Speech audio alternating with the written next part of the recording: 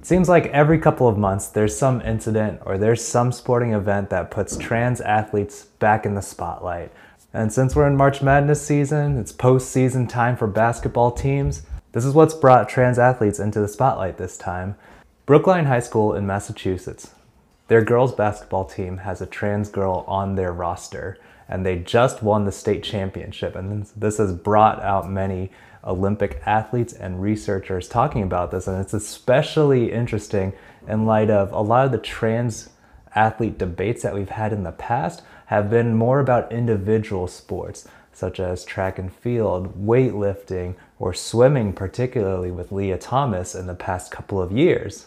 But now what we're seeing is that this has spilled over and transitioned into debates about team sports like basketball, having a trans girl on a girls' team, winning the state championship, and having Olympic athletes, researchers coming out to say that having a trans girl on your team is an unfair advantage. So let's dive into that. What does the research say about that, and what does that mean for trans individuals who are just trying to play sports? So the author of the article in question, a researcher named Lundberg, actually talked to Daily Mail and said that if you have benefited from male puberty, you're going to have advantages that you cannot undo later. And this is talking about athletic performance. So just to sum up, Lundberg says that men typically have a 10 to 50% performance advantage when it comes to sports.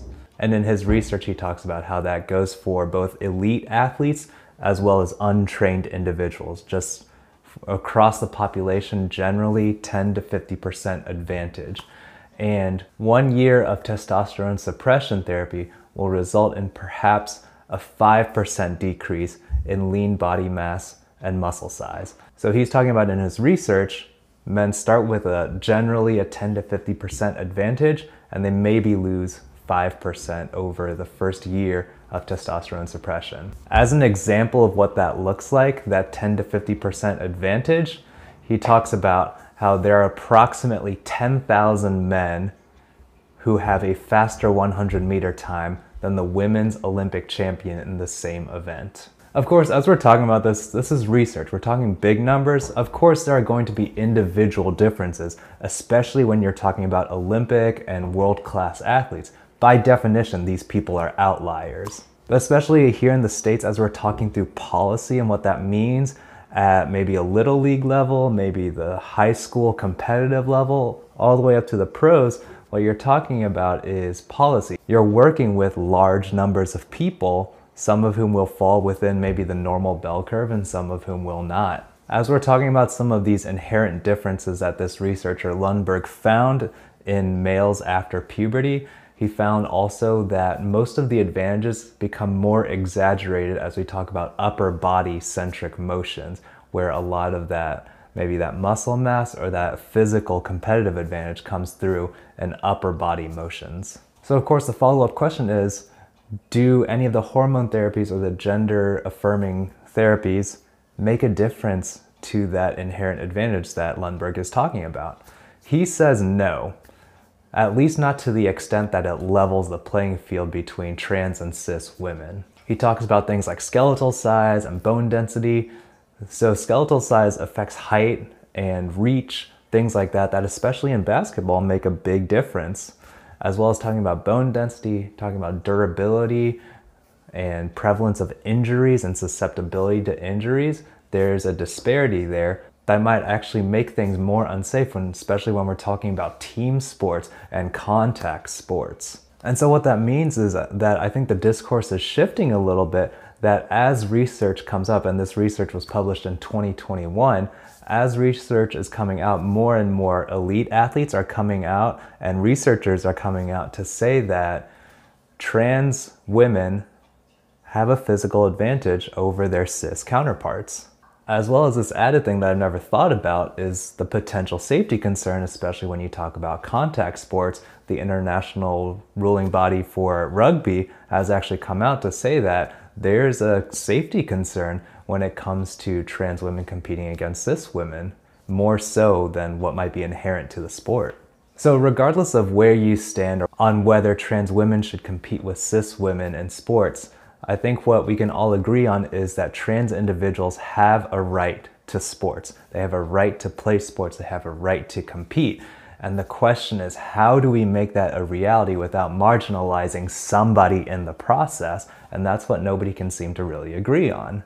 But especially as we're talking about a minority, already marginalized population, sports can be a great outlet for anybody who's struggling with mental health, body image, or just a sense of comfort and ability to grow into your own body. I don't think there's any argument to be made that we should deny that to trans people especially. But the three options that I hear getting thrown around, and there may be more, the three options that I hear are assign people to a sport based on their assigned gender at birth. And so that means if your birth certificate or if you were born and assigned male at birth, you compete in men's sports, regardless of what you identify as currently. This has its issues because this can be invalidating for trans people to say, I identify as female or I identify as male, but then you're competing with the gender that you don't identify with.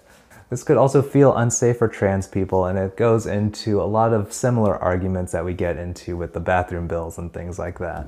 Second option is to compete with your identified gender, and this is where things had been trending for a while, that trans people say, okay, I identify as female, I'm going to play women's sports. And where some of the pushback is coming from now is that research, as well as elite athletes, are saying that this is unfair and marginalizing towards the cis women who are competing. And again, citing what Lundberg is talking about in his research, that men inherently have a physical advantage when it comes to sports, and that any of the therapies that someone might undergo does not level the playing field enough for that to not be an issue. Again, citing that 10 to 50% kind of built-in advantage after puberty. And so this third option seems to be the one that I hear the most as a middle ground, where let's just create a league or a competitive field for trans athletes to compete in. And I say, okay, fine, let's talk about that. Here's where we run into issues.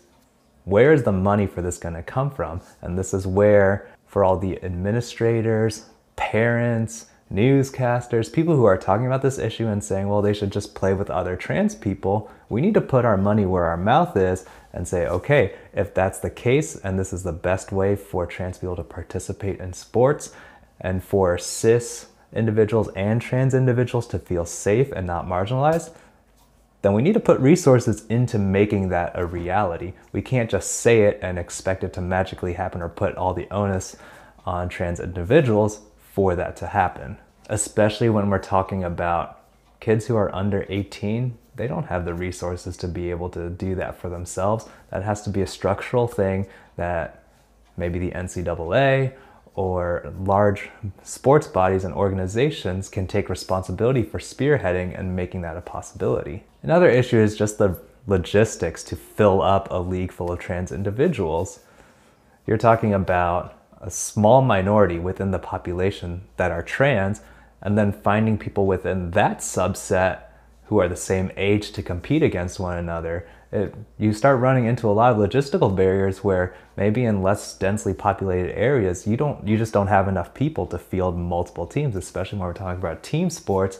Maybe in soccer you need, maybe in sports like basketball and soccer, and you might just not have enough trans people in that area to make that happen who are all the same age and all interested in that sport. So again, I want to reiterate, trans people have every right to sport, and it can be a beneficial and a great thing for anybody who participates in sport.